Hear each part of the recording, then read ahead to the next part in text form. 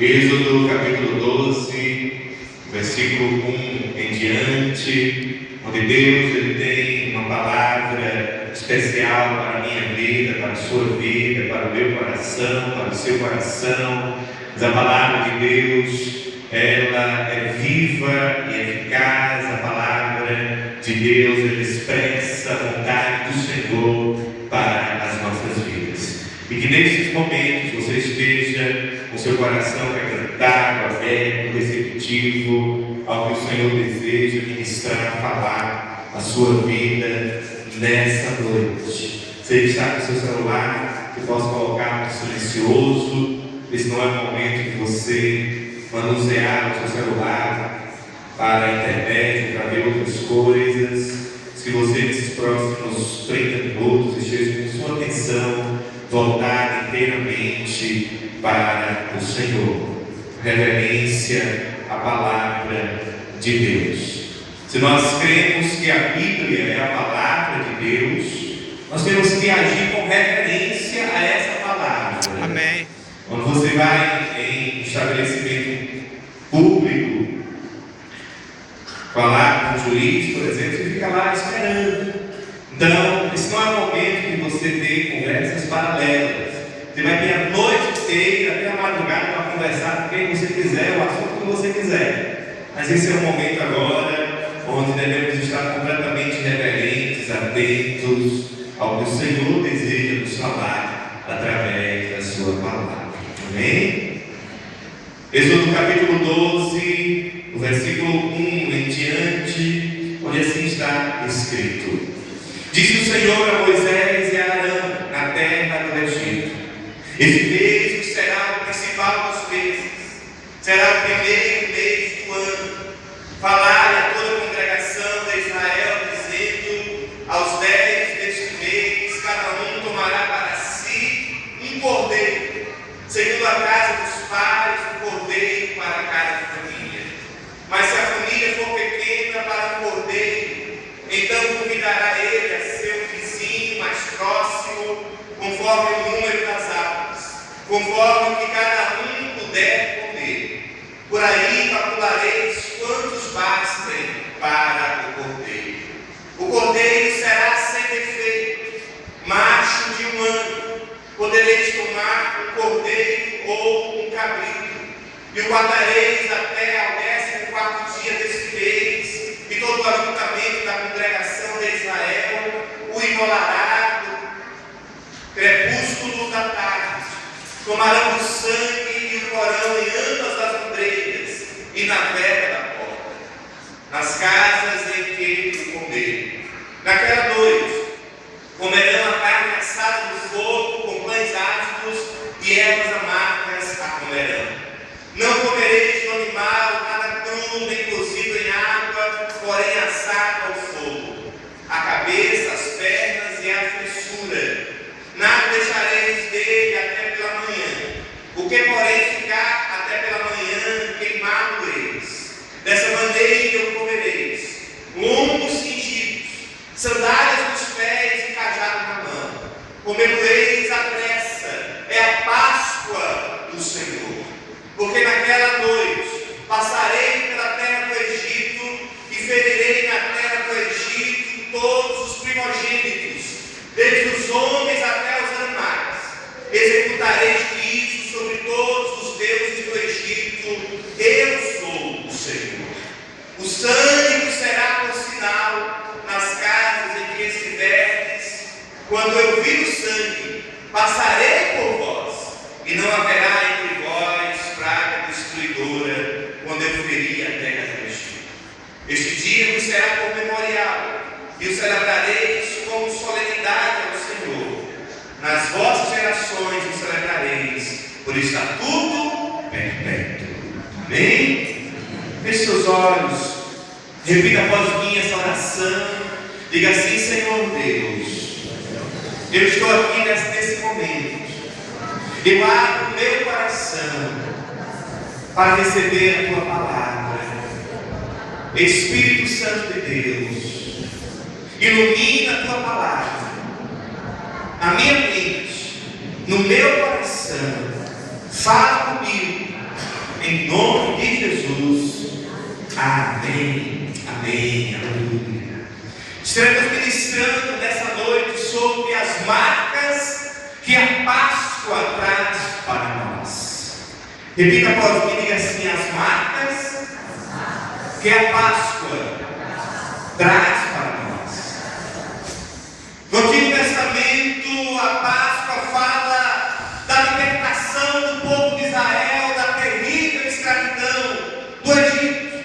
Uma escravidão que durou mais ou menos 400 anos, onde gerações inteiras haviam nascido, crescido e vivido e morrido debaixo de uma escravidão.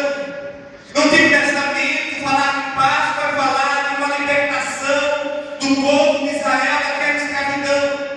Já no Novo Testamento, a Páscoa se refere à morte e à ressurreição de Cristo Jesus.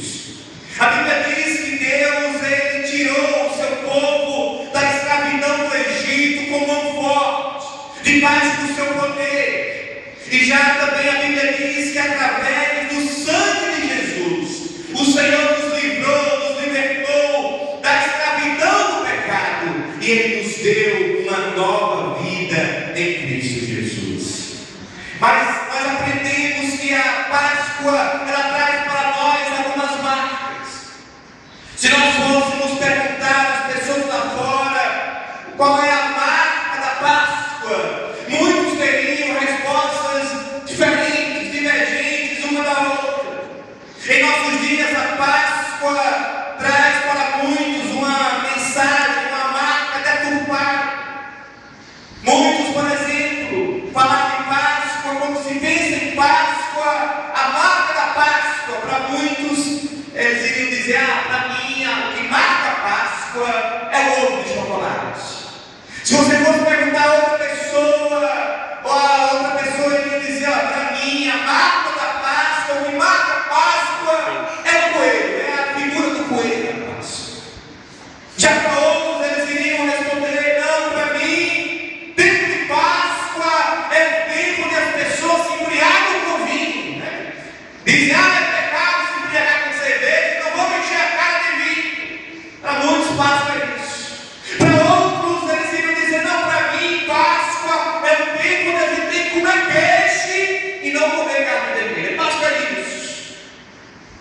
Para outros do comércio, eles iriam dizer: não, para mim, a marca da Páscoa é que eu vou vender mais no meu comércio, vou ganhar mais dinheiro, mais consumismo.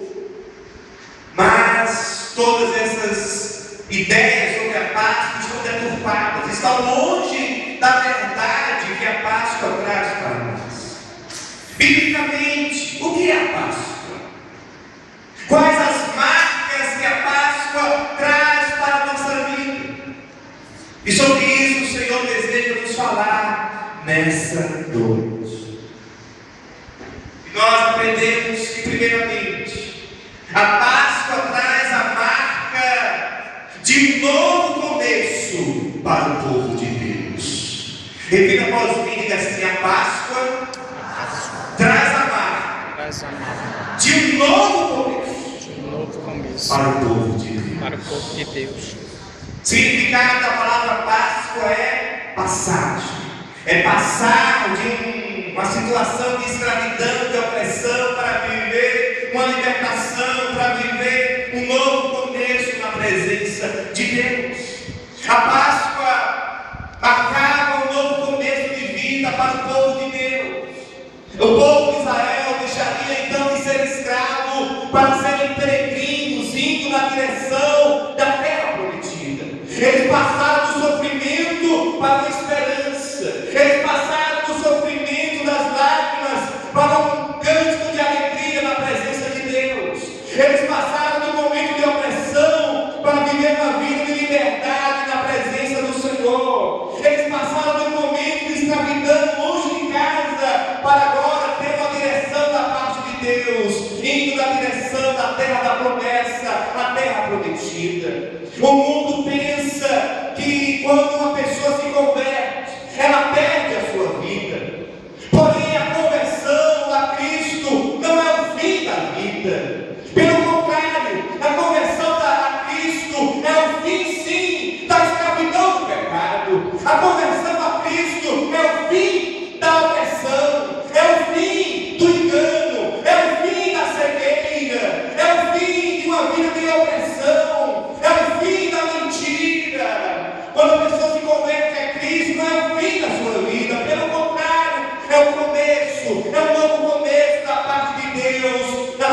história de vida.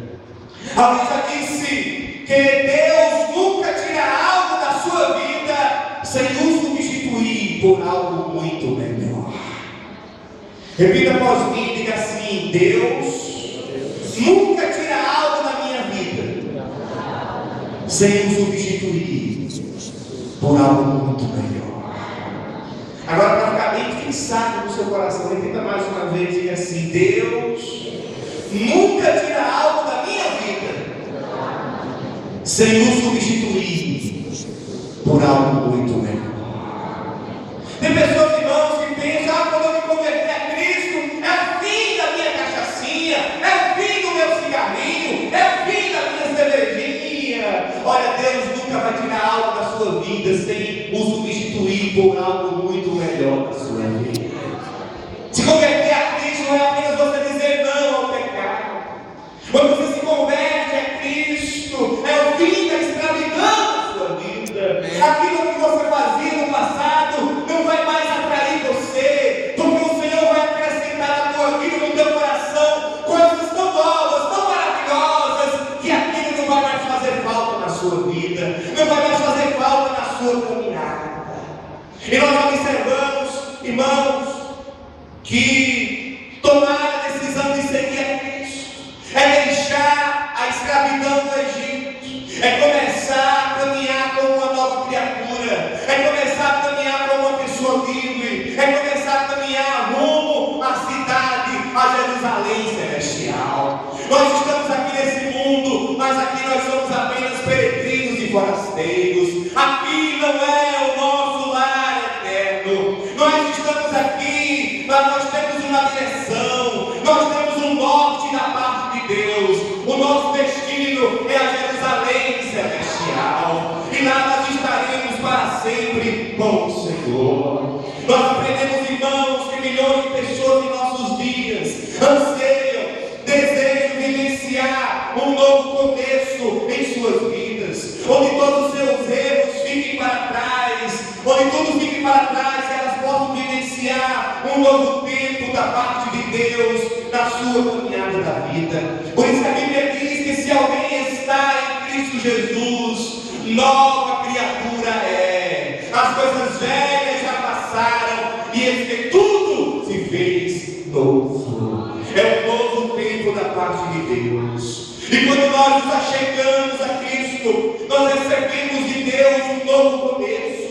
Porque o próprio Deus, ele diz em Hebreus 8:12, ele diz: eu perdoarei as tuas iniquidades, eu usarei de misericórdia para com as tuas iniquidades, e dos teus pecados eu jamais me lembrarei, eu não me lembrarei mais. Diga para a pessoa que está ao seu lado, diga assim: olha, dos teus pecados Deus não se lembra mais, tudo se fez novo. Aleluia.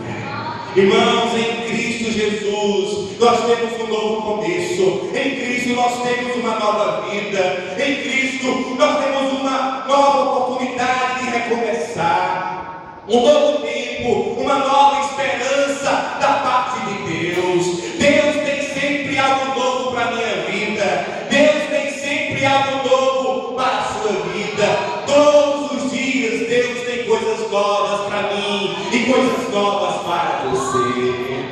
Por isso o Senhor diz: eis que eu faço novas todas as coisas. Palavra, tudo de Deus se renova a cada dia sobre a minha vida e sobre a sua vida. Aleluia. Eu lembro, irmãos, agora de uma história de um médico muito famoso nos Estados Unidos. Carter era o nome dele. E ele foi diretor de vários hospitais, de várias clínicas, da sua trajetória na medicina. Mas ele conta na sua biografia que quando ele ainda era residente, era estudante de medicina, nas férias sempre ele saía para vender livros, para que através daquela quantidade de livros ele ajudasse a custear a sua faculdade de medicina. E ele conta uma experiência que ele viveu. Ele estava em certo dia no interior dos Estados Unidos, em uma cidade, vendendo livros, e ele chegou no interior, numa casa simples, e ele ali bateu a porta, sol escaldante, ele com sede, e ele pediu aquelas, mulher que estava ali, uma jovem, pediu água. Dê água, estou com sede, com esses livros pesados, me ajude aqui, me dê um copo com água. E ali aquela jovem não trouxe apenas um copo com água, ela trouxe 2 copos. Um copo com água gelada e um copo com leite. E ali ele tomou a água e depois agora você me pediu água, mas além da água ele trouxe leite, para você revigorar as forças. E ele pegou aquele copo de leite e bebeu. E ele ficou tão agradecido, tão grato, que ele pegou a mão no bolso, de quanto é esse copo de leite? Eu quero lhe retribuir. E ela disse, não, você não precisa pagar. Estou lhe dando de forma espontânea, porque eu gosto de ajudar, é muito bom. Só um copo de leite, eu lhe dei com o maior prazer, não precisa pagar não. E ele olhou bem com o semblante daquela mulher, agradeceu e saiu. 20 anos depois, Carter já era um médico famoso dos Estados Unidos. E uma das cidades que ele estava atendendo, numa clínica, ele estava lá no plantão e recebeu um chamado, médico Carter, na sala tal, urgência. Uma mulher havia entrado em estado grave. E quando ele olhou aquela mulher, ele viu pelos traços do rosto que era aquela jovem que havia dado um copo de leite há 20 anos atrás, quando ele ainda era estudante. E ele olhou ela sangrando, com roupas simples, mas ele disse, olha, ponham ela no melhor apartamento da clínica, peguem ela a melhor junta de médicos, vamos fazer um tratamento completo nela. E ela desacordada, desmaiada, e chamou os melhores médicos, os melhores especialistas, fizeram tomografia computadorizada, outros exames caríssimos, o melhor apartamento. E aquela mulher saiu do perigo, e semanas depois ela já estava para receber alta. Mas ela já estava preocupada. Como é isso? Olha esse hospital chique, tantos exames, como é que eu vou pagar tudo isso? Porque nos Estados Unidos a medicina não é gratuita, é paga. Se você não tiver plano de saúde, você tem que pagar no seu bolso. E ela está preocupada, e uma pessoa diz, olha, hoje você vai receber alta. Então daqui a pouco alguém vem trazer para você a conta do hospital. E ela já ficou temerosa, e agora? Eu sou simples, eles só me trouxeram para cá porque eu estava desmaiada. Eu não escolhi esse hospital caro. Quando eu cheguei aqui, quando eu acordei, eu estava contente que eu estava aqui. E agora? E aí chegou uma pessoa com um monte de folha daqui em volta e falou o nome dela, olha, tem aqui tomografia computadorizada, tantos milhares de dólares. Esse outro exame aqui computadorizado é mais tantos milhares de dólares. Tantos dias no melhor apartamento do hospital é mais tantos milhares de dólares. E medicamento tal é mais tantos dólares. E foi somando, e ela suando frio. E agora eu vou ser presa. E depois, quando ele falou o montante da conta, o total é tantos milhares de dólares. E ele disse, mas para aí, não tenho como pagar. Calma, terminei. Porque o diretor do hospital, o médico Carter, ele colocou aqui o visto dele no final da folha da conta. Ele disse, tudo já está pago por um copo de leite. Tudo já foi pago por um copo de leite. Ele pagou a conta dela toda. Mas o que é maravilhoso, irmãos, é que o Senhor Jesus, nós devemos no céu a conta cara de pecado. A sua conta no céu de pecado é desse tamanho, né? Do teto para cá. Não tem como você pagar. Mas também aquele médico foi grato porque aquela mulher deu a ele um copo de leite. Mas nós não podemos dar nada para Deus. Nós somos muito pequenos. Mas mesmo assim o Senhor olhou para mim, para você. Ele pagou o alto preço por você. E Ele pagou a nossa conta de graça, pela graça e misericórdia dEle. Aleluia. Diga assim, eu no céu. Diga assim, eu no céu. Devido a alta conta de pecados. Mas o sangue de Jesus pagou tudo por mim. Amém? Aleluia. Levante a mão e aplauda o Senhor. Aleluia. Ele já pagou a nossa conta. Aleluia. Olha para a pessoa que está ao seu lado e diga assim, olha, você não valia essas coisas todas não. Mas o Senhor pagou um alto preço por mim e por você. Amém? Aleluia. Ele pagou um alto preço. Nós não somos merecedores da graça. a misericórdia de Deus. Páscoa traz para nós a marca de um novo começo da parte de Deus. Mas também a Páscoa traz a marca do projeto de Deus para salvar a nossa família. A Páscoa traz a marca do projeto de Deus na salvação da nossa família. Diz o texto que eles deveriam pegar o cabrito ou o cordeiro, e toda a família precisava ali usufruir da morte do cordeiro, se alimentar do cordeiro, para que a família toda fosse salva. A família precisava celebrar a Páscoa junto. A família precisava todos estar debaixo do sangue do cordeiro, se alimentar do cordeiro, provar do cordeiro. O projeto de Deus é alcançar e salvar, irmãos, toda a nossa casa, toda a nossa família. E a ordem de Deus para o povo foi essa: matem um cordeiro, e o sangue do cordeiro deve ser posto, colocado como uma marca na frente da casa de cada um de vocês.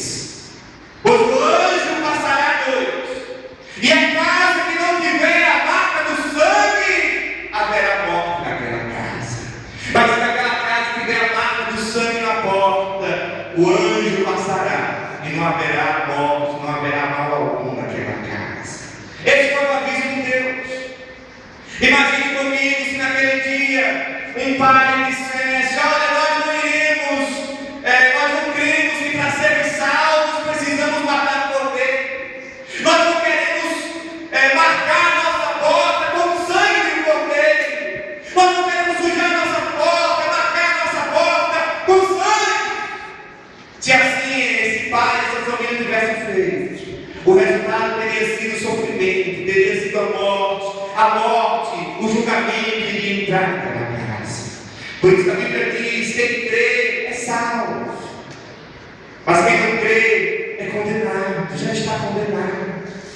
Imagine também se naquele dia o pai tivesse dito: olha, nós não queremos que o sangue seja passado na frente da nossa casa.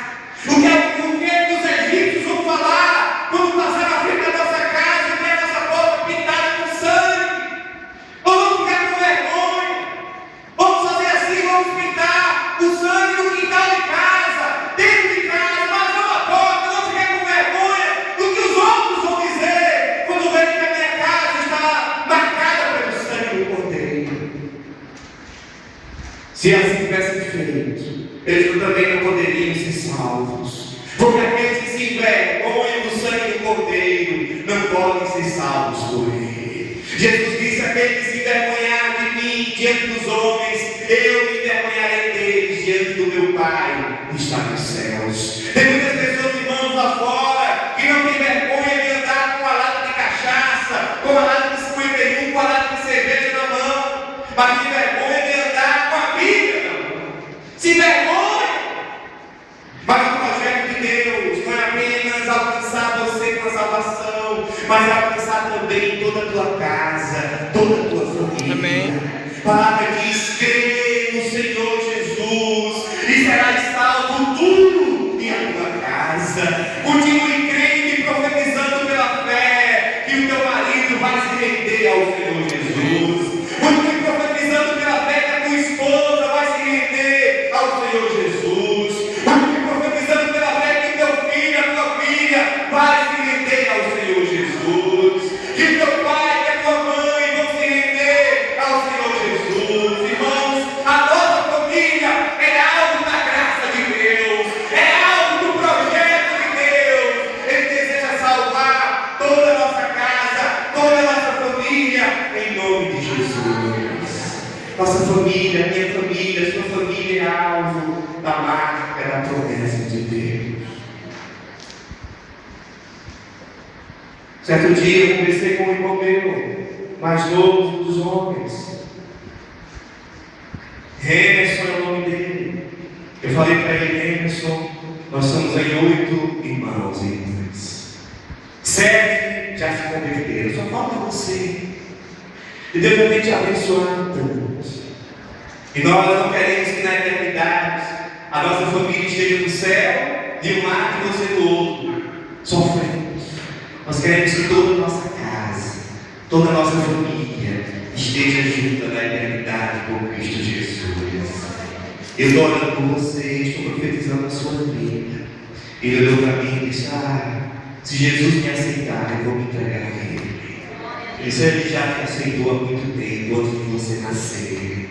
Diz: então agora eu vou procurar uma igreja que eu me identifique, para que eu também possa servir ao Senhor. Irmãos, pela fé, devemos já ver aquele nosso familiar entrando na igreja, com a Bíblia na mão, servindo ao Senhor. Aí que aquela pessoa, seus olhos sejam duros, tem um coração de pedra, mas o Senhor é o Deus que transforma o coração de pedra em coração de carne. Ele opera o milagre. Mas por último, irmãos, a Páscoa, ela traz a marca. Ela marca que através do sangue de Cristo, nós estamos cobertos pela graça de Deus. Revira a vozinha e diga assim: através do sangue de Cristo, através do sangue de eu Cristo, estou coberto pela graça de estou Deus. coberto pela graça de Deus. Toda a casa estava ali marcada pelo sangue, estava ali coberto pela proteção de Deus, coberto pela misericórdia e pela graça de Deus. A Bíblia nos diz, irmãos, que quando Abraão foi chamado a sacrificar Isaac, eles subiram ao monte, levando a lenha, levando o fogo, o cutelo. Mas o seu filho Isaac olhou para o seu pai e disse: pai, está aqui a lenha, está aqui o fogo, está aqui a faca, mas onde está o cordeiro? E milhares e milhares de anos depois, João Batista responde essa pergunta: onde está o cordeiro? Quando ele viu Jesus, ele disse: eis o cordeiro de Deus que tira o pecado do mundo. Aleluia. O apóstolo Paulo escreveu que Cristo é o nosso cordeiro pascal. Pedro escreveu que nós fomos comprados, remidos, perdoados por sangue do cordeiro, cordeiro sem defeito, sem mácula, o sangue de Cristo Jesus. João, quando teve a visão do Apocalipse e Jesus foi apresentado a ele como sendo o cordeiro que foi morto, mas estava vivo pelos séculos dos séculos. Jesus é o Cordeiro de Deus. E nós observamos, irmãos, que não é a vida do Cordeiro que nos salva, mas é a morte do Cordeiro, é o sacrifício do Cordeiro que traz salvação para mim e para você. Diga assim: não é a morte, não é a vida do Cordeiro, não é a vida do cordeiro que nos salva, que nos salva, é a morte do Cordeiro, é a morte do cordeiro que nos salva. que nos salva. Mas além de ser morto, o sangue de Cristo para salvar precisa ser aplicado em cada vida. Não adianta, eu já disse que todo o sangue de Jesus que foi derramado na cruz não pode salvar nenhuma alma, a não ser que esse sangue seja aplicado em cada vida. A não ser que a pessoa pegue o sangue de Jesus e coloque sobre a sua vida. Não adianta apenas uma pessoa dizer: eu sei que Jesus derramou o sangue dele na cruz, e não se converter, e não colocar o sangue de Jesus sobre a vida dele, não tomar posse do que Jesus fez na cruz. É necessário que o sangue seja aplicado em cada vida. O sangue de Jesus é sinal de distinção. Só existem duas categorias de pessoas: o que estão cobertas pelo sangue de Cristo e assim cobertas pela graça, pela misericórdia de Deus, e outra que é outra categoria de pessoas, é aquelas que estão cobertas debaixo dos seus próprios pecados. No dia do juízo, quando você for prestar contas a Deus, não vai importar lá a sua religião, lá na eternidade não vai importar as suas obras, não vai importar os seus méritos, não vai importar se aos seus olhos você foi uma pessoa boa aqui na terra. Não, nada disso vai importar. O que vai realmente importar é se você estava ou não coberto pelo sangue de Jesus, coberto pela graça, pela misericórdia de Deus. Quando o sangue de Jesus está sobre a nossa vida está coberta pelo perdão de Deus, a nossa vida está coberta pela graça de Deus. E se a sua vida está marcada, coberta pelo sangue de sacrifício humano. Se uma vida está coberta pelo sangue de Jesus, não precisa mais pagar promessa, não precisa mais subir escadaria de joelho, não precisa mais acender vela, não precisa amarrar o pipi na sua mão. É o sangue de Jesus. Somente Jesus é que nos salva, somente a graça de Deus nos salva, somente a misericórdia do Senhor nos salva. E a Bíblia diz que nenhuma condenação há para quem está em Cristo Jesus, nosso Senhor. Não há mais nenhuma condenação, porque o sangue de Jesus está colocado sobre a minha e sobre a sua vida. Amém. A Bíblia diz que em Cristo nós somos abençoados com toda sorte de bênção espiritual nos lugares celestiais em Cristo Jesus. A partir do momento que Jesus deu sua vida por nós, Deus não olha mais para a humanidade como sendo um Deus ferido, ofendido pelo nosso pecado, porque o castigo que a humanidade merecia recaiu sobre Cristo Jesus. Nós não precisamos mais fazer nada para que Deus nos ame, porque tudo já foi feito pelo próprio Deus. Ele mesmo diz, a Bíblia diz, porque Deus, vamos dizer João 3,16, porque Deus amou o mundo de tal maneira que deu seu Filho unigênito para que todo aquele que nele crê não pereça, mas tenha a vida eterna. Diga assim: eu não preciso fazer mais nada para que Deus me ame, porque Ele já fez tudo por mim. A Bíblia diz, irmãos, que nós amamos porque Ele nos amou primeiro. Ele escolheu nos amar. Nós nos relacionamos com Deus não porque nós merecemos, não, mas sim por causa do que Cristo fez por nós na cruz do Calvário. A Bíblia diz que nada poderá nos separar do amor de Deus que está em Cristo Jesus, o nosso Senhor. Quando vemos sobre nós a cobertura do sangue de Jesus sobre a nossa vida, eu vejo sobre mim a graça de Deus, eu vejo sobre mim a bondade de Deus, eu vejo sobre mim a misericórdia de Deus, eu vejo sobre mim o perdão de Deus, eu vejo sobre a minha vida o amor de Deus através do sangue de Jesus. Poderíamos dizer para Deus: Deus, eu não mereço o teu abraço, mas eu preciso do teu abraço.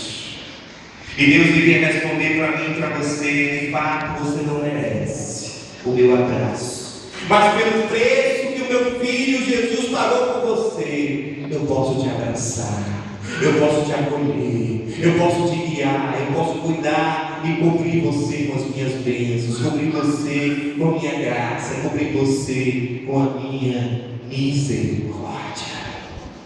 E nesse momento eu convido você a se colocar de pé. Quero convidar o Cristiano do louvor. Nós vamos cantar aquela música: nenhuma condenação há para quem está em Cristo Jesus, cuja vida coberta está pelo sangue que desceu da cruz.